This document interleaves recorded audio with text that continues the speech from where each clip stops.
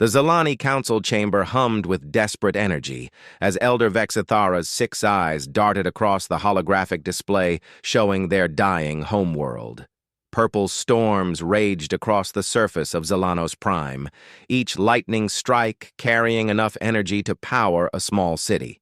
The atmospheric processors had failed 3 cycles ago, and their people were running out of time. "The evacuation ships can only carry 30% of our population," reported Commander Sill then, his normally pristine blue skin now pale with stress. "We need a miracle, or we need help." Elder Vexthara's tentacles writhed with anxiety. The Zalani had always been a peaceful species, preferring diplomacy and trade to conflict. Their neighbors in the Galactic Cooperative had offered sympathy, but little else.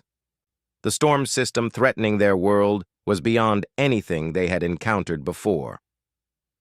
"What about the old emergency protocols?" asked Council Member Yithara, her voice barely above a whisper. "The ones from the archive?" A heavy silence fell over the chamber. Everyone knew what she meant. Deep in their historical records lay emergency contact procedures from the early days of galactic exploration, before the Cooperative had established proper first contact protocols. Most species had abandoned these crude, wide-spectrum distress calls centuries ago. "Those broadcasts reach into uncharted space," Vexithara said slowly. "We have no idea what might respond." "Better than certain extinction," Yithara replied. The massive storms outside their protective dome grew stronger by the hour. Their scientists estimated they had maybe 50 hours before the atmospheric shield collapsed entirely. After that, the toxic gases from the planet's core would make the surface uninhabitable for generations. Commander Sill then pulled up the ancient broadcast system on his personal display. The emergency protocols were designed to reach any spacefaring civilization within 100 light years. The message would identify us as a peaceful species in need of immediate assistance. "And what if something dangerous responds?" asked another council member.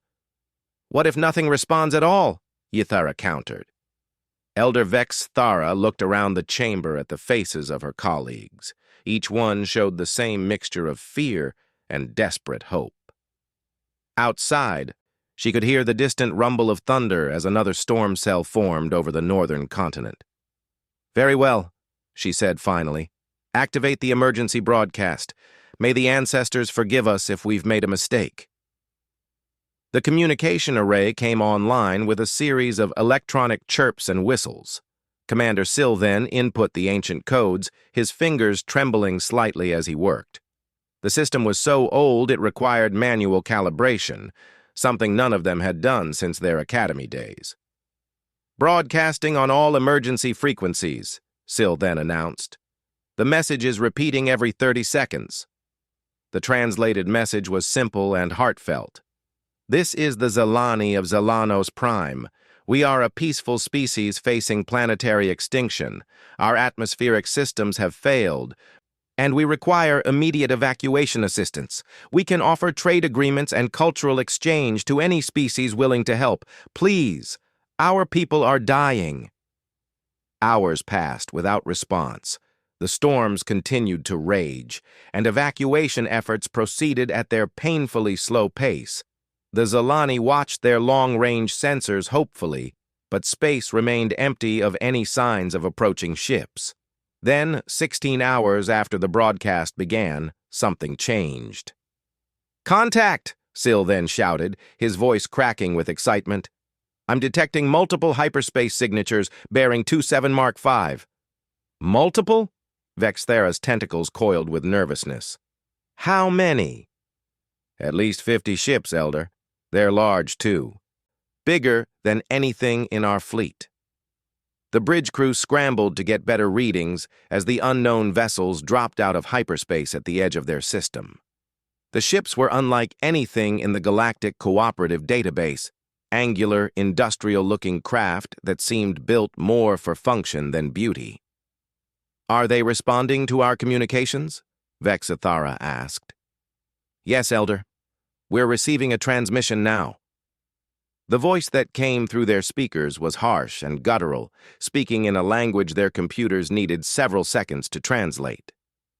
When the translation came through, it sent chills down Vexathara's spine.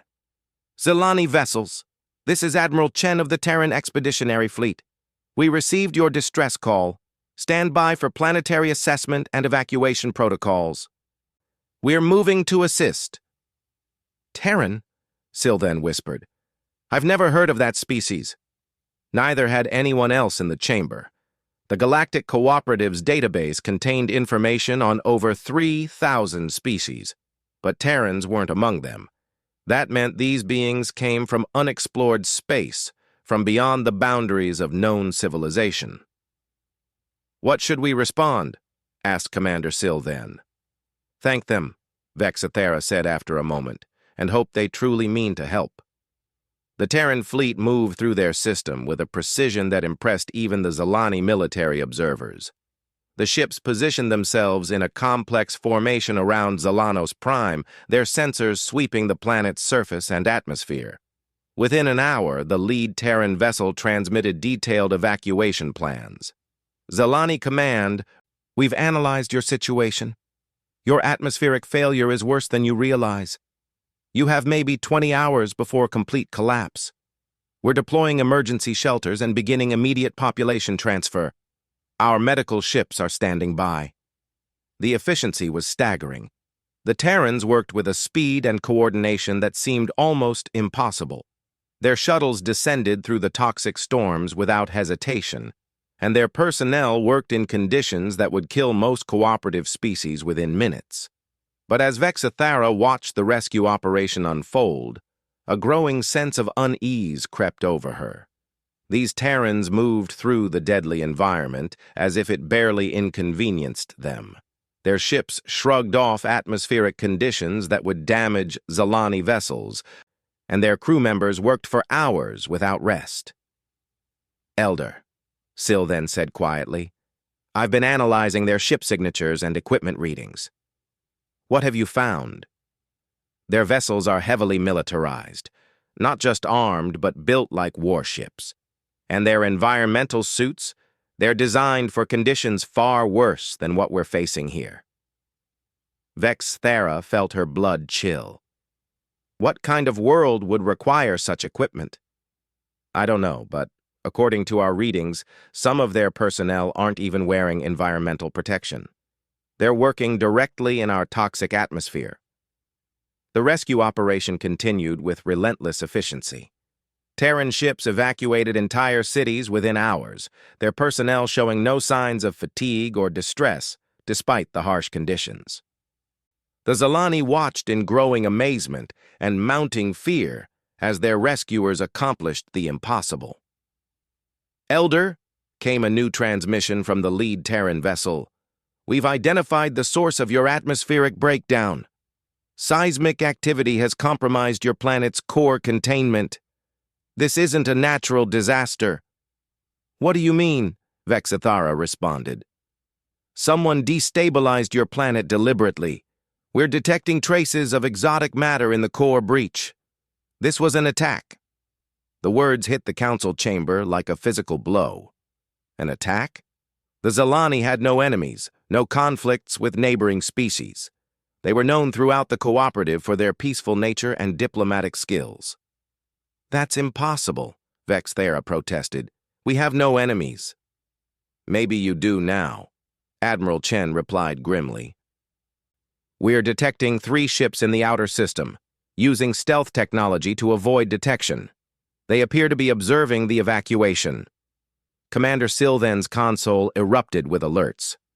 "Confirming multiple stealth signatures. How did we miss them?"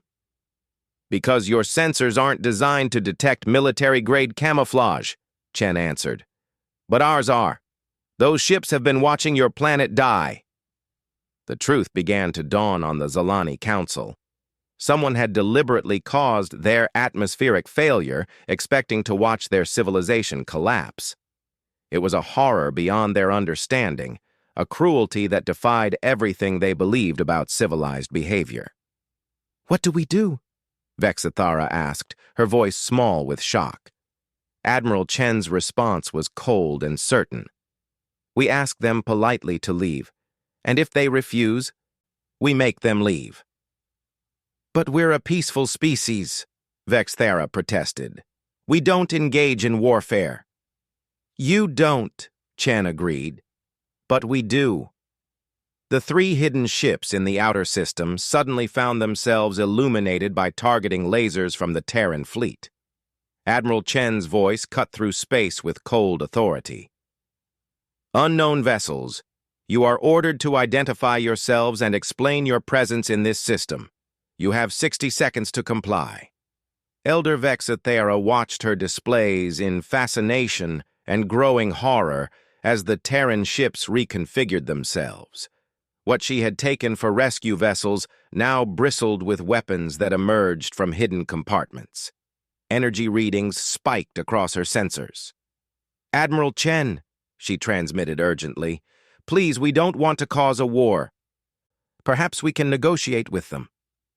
Elder, Chen replied, his voice patient but firm.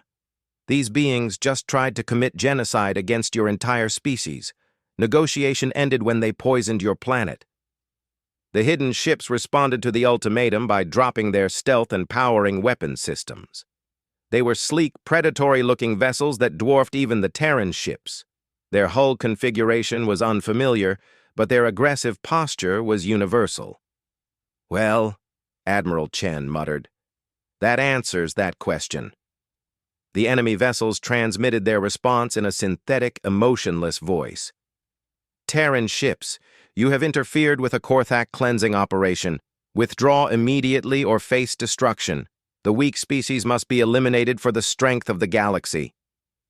Korthak, whispered Commander Sylvan. I've heard rumors. They're supposed to be a myth, a species that culls others they consider inferior. Elder Vexithara felt sick. Her people had been marked for extinction simply for being peaceful.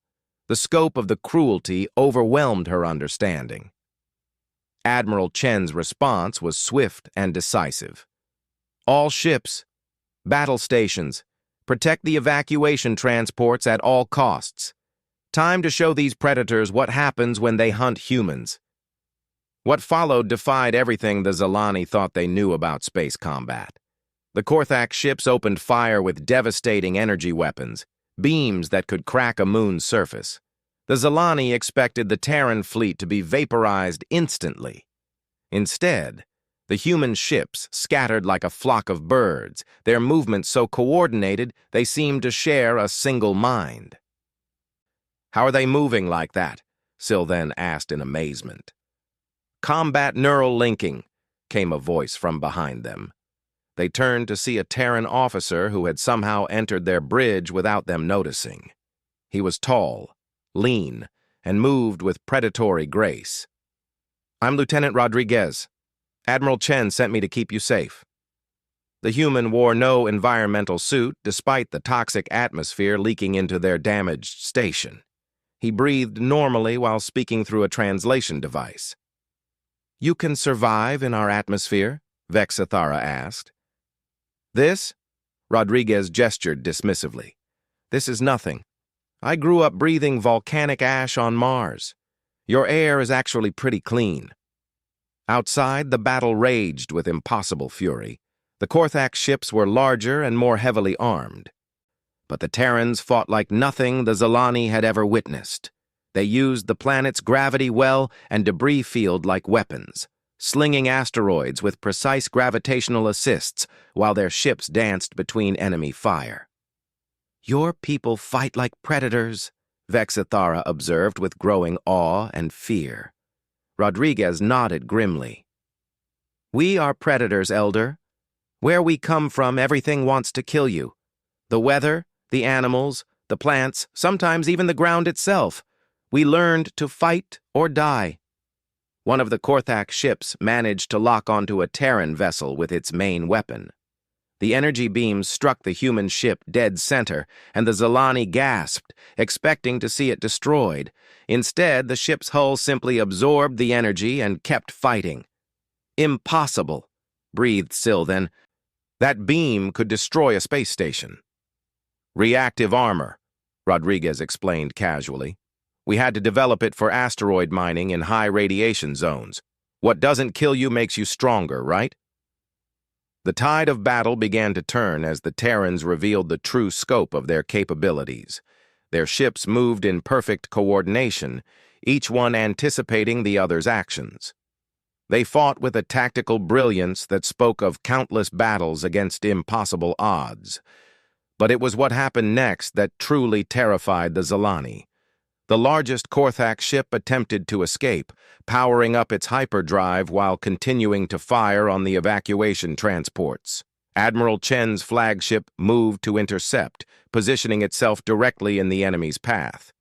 "He's going to ram them," Vexathara said in horror. "No," Rodriguez corrected with a predatory smile. "He's going to board them." The Terran ship didn't ram the Korthak vessel. Instead, it attached itself to the enemy's hull like a parasite.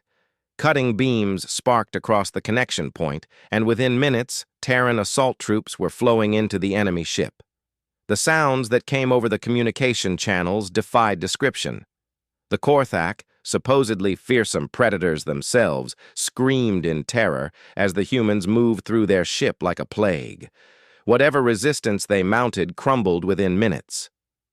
"Your people are boarding an enemy vessel during combat?" Vexathara asked incredulously. "Standard procedure," Rodriguez replied.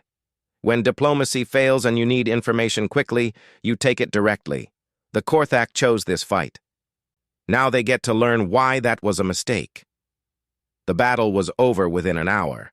2 Korthak ships floated dead in space, their hulls breached in dozens of places.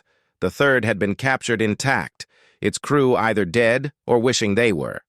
The Terran fleet regrouped around Zolanos Prime, as if nothing unusual had happened. Admiral Chen's voice came over the communication system. "Elder Vexathara, we need to talk. I'm sending shuttles to evacuate your council to our flagship. You need to see what we found." The journey to the Terran ship was enlightening and terrifying. The vessel's interior was designed for beings accustomed to harsh conditions. The corridors were wider than necessary, the bulkheads reinforced beyond reason, and everything was built to military specifications that exceeded cooperative standards. Admiral Chen met them in a briefing room that doubled as an armory. He was older than Rodriguez, with silver hair and scars that spoke of a lifetime of violence. His eyes held a weariness that Vexathara recognized, the look of someone who had seen too much death. "Elder," Chen began without preamble, "we've interrogated the Korthak survivors. Your people aren't their first target. They've been systematically destroying peaceful species throughout this region of space."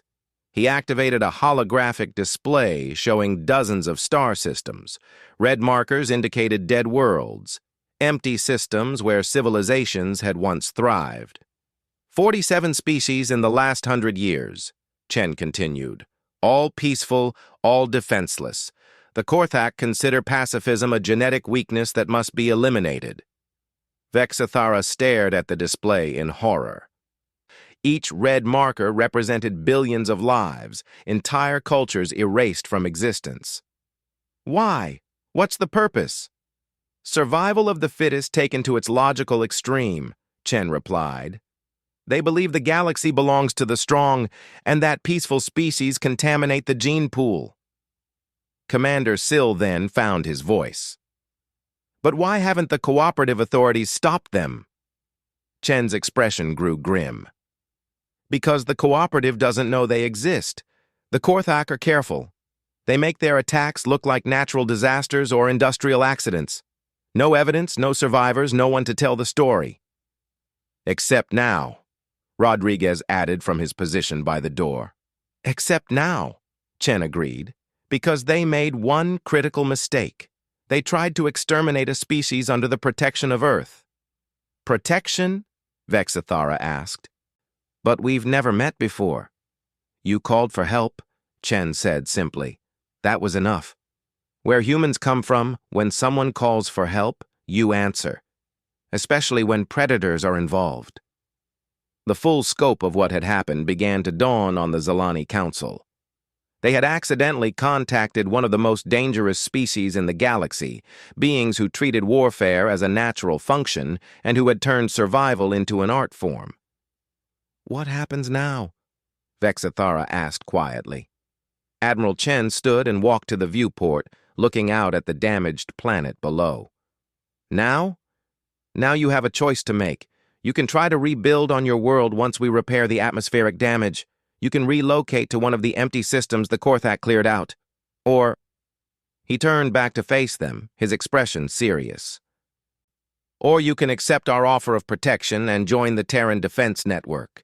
Because I guarantee you, Elder, the Korthak weren't working alone. There are others like them out there, and they've noticed that their hunting ground just got a lot more dangerous." The weight of the decision pressed down on Vexthara's shoulders. Her people had called out in desperation and awakened something that defied their understanding.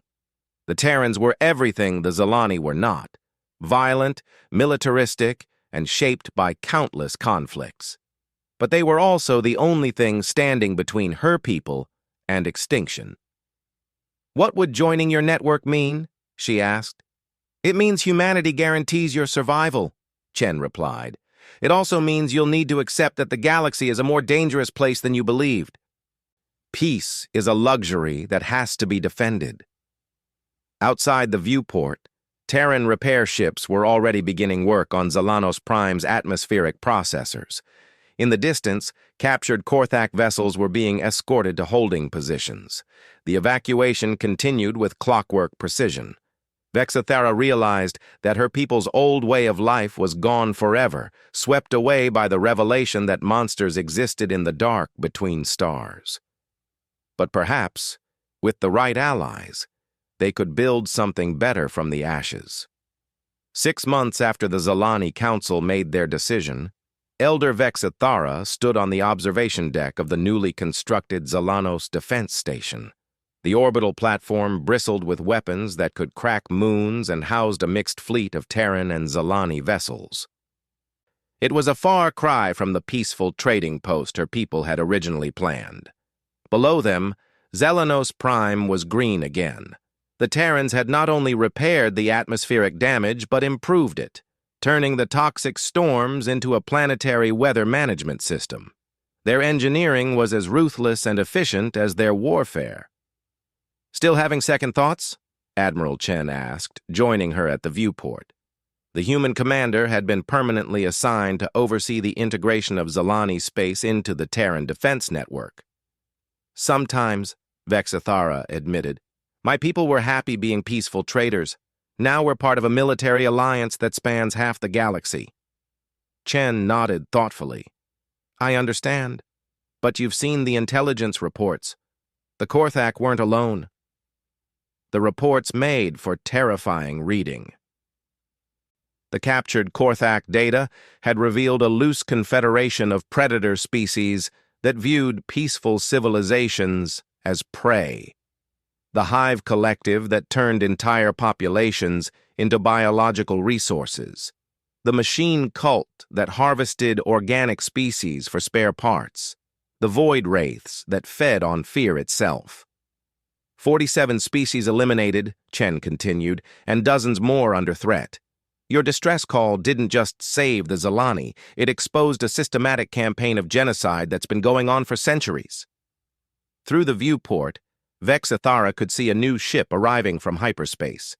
It was clearly alien in design, but flew alongside Terran escort vessels.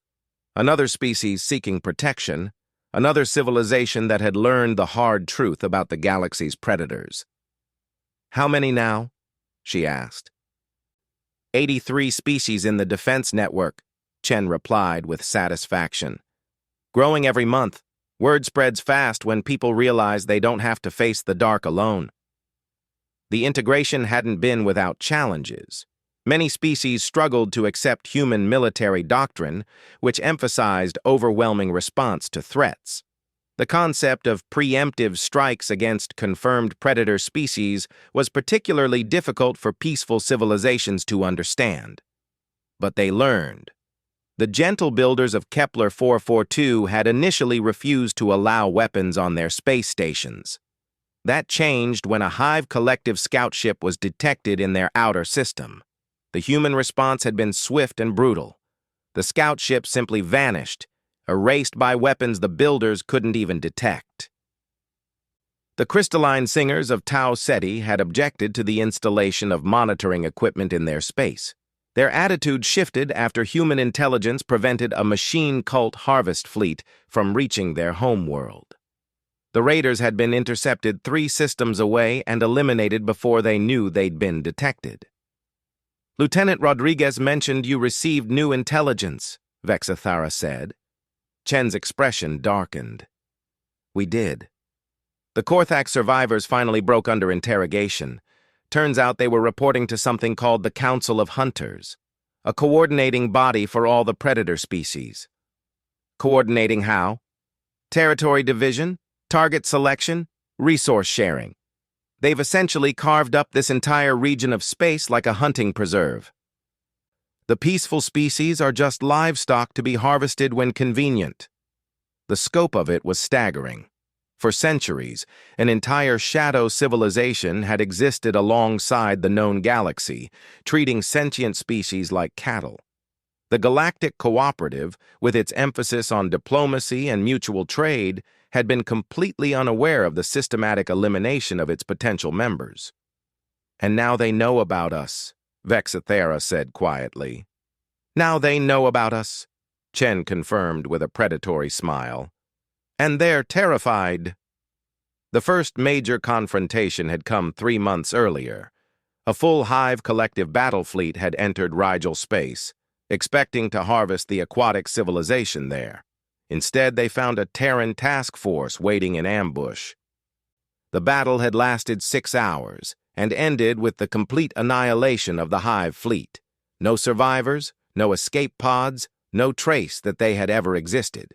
The only evidence was a debris field that human salvage teams had processed into raw materials within a week. "The psychological impact was enormous," Chen continued. "The predator species are used to being the hunters, not the hunted. They're having trouble adapting to suddenly being prey. Word of human capabilities had spread through the shadow networks of predator species like wildfire. Stories of ships that could survive any weapon, soldiers who could fight in any environment, and a species that treated war like breathing.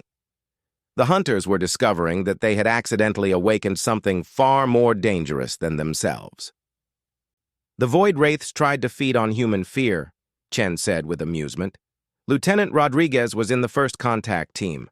Apparently they couldn't process his emotional state. Turns out being raised on a death world makes you immune to artificial terror." The communication console chimed, and Commander Silden's voice came through. "Elder, we're receiving a priority transmission from Earth Command. Admiral Martinez wants to speak with you directly." Admiral Martinez appeared on the holographic display, a severe-looking woman with cybernetic implants that spoke of combat experience.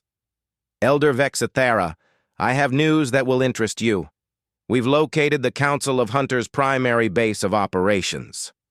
The display shifted to show a star map with a highlighted system in previously uncharted space. "The Korthak records led us to a massive space station in the Void Nebula. It's where they coordinate their hunting activities and divide up territory." "What do you plan to do?" Vexathara asked, though she suspected she already knew. "We're going to pay them a visit," Martinez replied with cold satisfaction. "The Council of Hunters is about to learn what happens when you hunt an apex predator." Chen pulled up additional displays showing fleet movements throughout human space. "Every major human battle group is converging on the target. It's going to be the largest military operation in our history. And not just human ships," Martinez added. 47 Defense Network species are contributing vessels. The galaxy is finally fighting back. Vexathara felt a mixture of pride and horror. Her people's desperate call for help had triggered a chain reaction that was reshaping the entire galactic balance of power. The age of peaceful coexistence was over, replaced by something harder but more honest. "There's something else you should know," Martinez continued. "We've made contact with the Galactic Cooperative. They're finally taking action against the predator species." The political ramifications were staggering. The cooperative's leadership had been forced to confront their willful blindness to the systematic genocide happening on their borders. Public opinion was demanding action, and the revelation of human capabilities had given them hope that victory was possible. "What's their position?" Chen asked. "Full military alliance," Martinez replied. "They're formally recognizing the Terran Defense Network and requesting human assistance in protecting their member species. The vote was unanimous. 6 months ago, humanity had been unknown beyond the galactic rim. Now, they were the dominant military power in known space, protectors of dozens of species and the terror of predators throughout the galaxy. "Admiral," Vexathera said quietly, "what will happen when this is over? When all the predator species are eliminated or contained?" Martinez considered the question carefully. "We go back to what we do best, Elder. We explore, we build, we protect those who can't protect themselves. The galaxy is a big place, and there are always more threats out there." "But first," Chen added with grim satisfaction, "we finish what the Korthak started when they tried to exterminate your people. The Council of Hunters is about to learn that they picked the wrong species to mess with." As the transmission ended, Vexathara reflected on the enormous changes her people had witnessed. The Zalani had evolved from peaceful traders to valued members of a galactic defense alliance. Their children would grow up in a universe where predators feared the dark, not their prey. The cost had been their innocence. The price of survival had been accepting that the galaxy was a more dangerous place than they had ever imagined. But perhaps that was always the truth, and they had simply been fortunate enough to live in ignorance until the storm finally reached them. Looking out at the mixed fleet gathering around their station, Vexathara felt a complex mixture of emotions: fear for what lay ahead, pride in what they had accomplished, and gratitude for the fierce allies who had answered their desperate call. The Zalani had accidentally called the Deathworlders, and in doing so, they had changed the course of galactic history. The hunters had become the hunted, the predators had found their match, and peace would be maintained not through diplomacy, but through strength. As Admiral Chen often said, peace was indeed a luxury that had to be defended. And now, finally, the galaxy had defenders capable of doing just that. The age of the hunters was ending. The age of the protectors had begun.